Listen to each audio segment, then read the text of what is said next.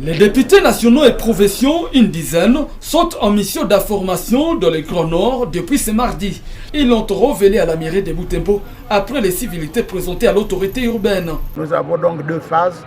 La phase de bureau pour avoir des informations liées à la manière dont chaque opérateur est en train de travailler, mais aussi la deuxième phase de descente sur terrain pour essayer de nous rendre compte des infrastructures que chaque opérateur a déjà installées par rapport à la production, au transport et à la distribution même de l'électricité.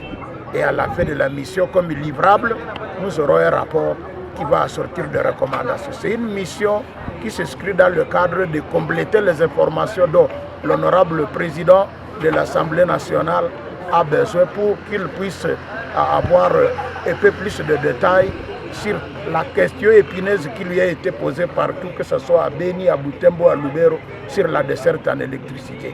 Alors nous, comme élus du coin, nous avons jugé utile d'avoir des informations fouillées pour éclairer sa lanterne. Pour bien mener leur mission, les élus du peuple se sont fait accompagner par quelques experts dans le domaine de l'électricité.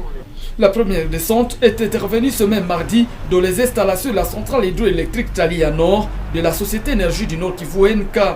Cette visite a été guidée par le directeur des opérations de NK, Anthony Claveri. La délégation des élus a visité toutes les installations de la centrale, des désableurs à l'usine de traitement du courant, passant par le canal, le bassin de mise en charge et la conduite forcée. Les députés se sont dit émerveillés par la haute technologie utilisée au niveau de la centrale de NK. Satisfaction par rapport à ce que nous avons trouvé au niveau des ouvrages et des installations.